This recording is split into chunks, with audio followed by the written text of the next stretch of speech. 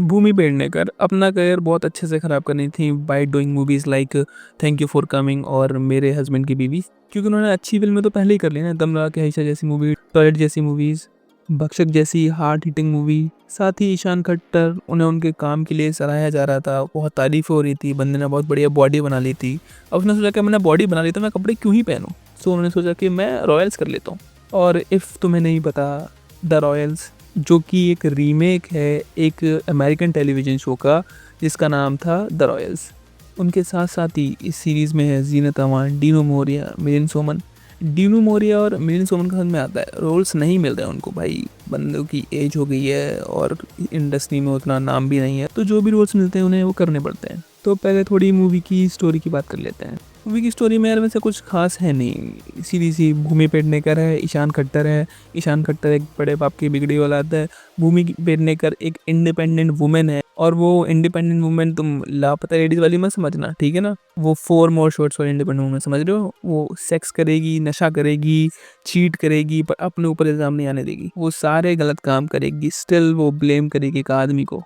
भूमि Pednekar character जो कि main lead है सीरीज़ का, साथ ही में सबसे ज़्यादा इरिटेटिंग कैरेक्टर है इस सीरीज़ का, जो कि प्यार करता है ईशान खट्टर से या फिर उसकी प्रॉपर्टी से, कुछ समझ में नहीं आता। भूमि पेडनेकर से एक आदमी बेपनाह मोहब्बत करता है, वो उसे किसी भी हालत में चाहता है, पर भूमि पेडनेकर क्या करती है, उसको यूज़ करती है, उसका सेक्स करती है, जब मन करे सेक्स करती है, उसके बाद छोड़ देती है। पर बंदे को चाहिए होता है इमोशनल सपोर्ट, वो चाहता है कि वो उसके साथ हमेशा रहे, शादी वादी करे, बच्चे बच्चे पाले। पर भूमि पेडनेकर को पसंद होता है ईशान खट्टर। कोई बात नहीं भाई, अगर किसी से प्यार है तो प्यार है, कोई बात नहीं।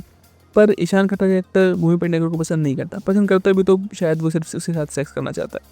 इन शॉर्ट, ईशान खट्टर का कैरेक्टर भूमि पेडनेकर को वैसे ही ट्रीट करता है जैसे भूमि पेडनेकर उस दूसरे बंदे को ट्रीट करती है, जैसी करनी वैसी भरनी।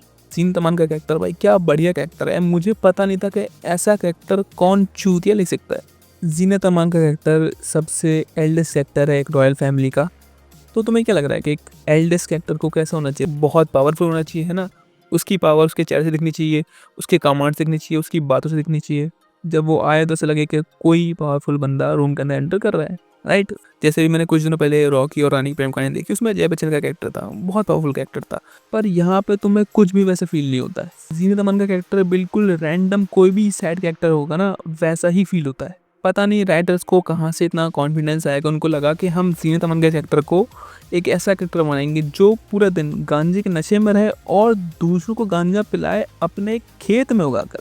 उनको शायद लगा होगा कि इससे हम कैरेक्टर को बहुत बैडएस दिखा सकते हैं, बहुत कूल दिखा सकते हैं, बट नहीं भाई, चोद दिया तुमने। शो को जितना क्रिंज हो सके उतना बनाने की कोशिश की है, बट देवर एक्चुअली सीरियस। लिखते हुए उनको लगा कि ये सेंस बनाएंगी चीज़ें। कौन सी एक रॉयल फैमिली की 82 साल की औरत गांजा पीती है भाई? ये कौन से रजवाड़े हैं राजस्थान के भाई? सीरीज़ में एक और कैरेक्टर है साक्षी तन्वर का कैरेक्टर, जो कि ईशान खट्टर की माँ का कैरेक्टर प्ले कर रही हैं। मुझे लगा था कि साक्षी तन्वर का कैरेक्टर बहुत ही बढ़िया कैरेक्टर होगा। आफ्टर ऑल वो ईशान खट्टर की माँ प्ले कर रही हैं, और शुरुआत में लगता है भी कि she is a good women और वो रिस्पॉन्सिबिलिटी लेने वाली है अपनी फैमिली की, क्योंकि उनके पति की डेथ हो चुकी है। पर अपने पति की डेथ के कुछ महीनों बाद ही वो औरत सेक्स कर रही है किसी और आदमी के साथ, देन सेक्स कर रही है दूसरे आदमी के साथ। इसकी लाइफ में भी दो बंदे हैं, good guy bad guy. Good guy वाला रोल किया है चिंकी पांडे ने, और बहुत बढ़िया किया है। जब हम इतने सारे नाम ले ही रहे हैं तो एक और नाम ले लेते हैं, नोरा फतेही। वो भी है इसमें। नोरा फतेही जो कि एक जगह है डोंडी, इसकी वो महारानी है, महारानी या राजकुमारी जो भी है। बिल्कुल ही out of the place feel होती है, ना उनकी डायलॉग डिलीवरी बहुत अच्छी है, ना उनका एक्सेंट उतना अच्छा है।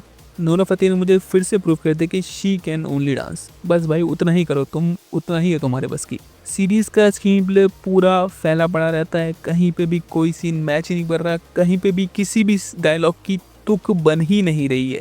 इस सीरीज के अंदर कोई भी मेल कैरेक्टर जो भी साउंड माइंड से अपने फैसले ले रहा है, जो भी अच्छे काम करने की कोशिश कर रहा है, उसको बिल्कुल ही बेवकूफ़ दिखा दे कि ये चूतिया बंदा है। और जो भी हरामपंती कर रहा है, सिर्फ सेक्स करे जा रहा है, नशे कर रहा है, उसको बहुत कूल डूड दिखा दिया है। सीरीज के अंदर दोनों ही मेल फीमेल कैरेक्टर्स की टॉक्सिसिटी को बहुत अच्छे से कूट कूट के दिखाया गया और उनको जस्टिफाई भी कर दिया है। पर भाई इतना गंदा स्क्रीन प्ले, कोई कैरेक्टर अपना काम ठीक से कर ही नहीं पा रहा है, सारे सिर्फ सेक्स करने में लगे हो। मैं तुम लोगों को बिल्कुल रिकमेंड नहीं करूँगा तुम जाके रॉयल्स को देखो, बिल्कुल भी नहीं भाई, बिल्कुल मत देखना।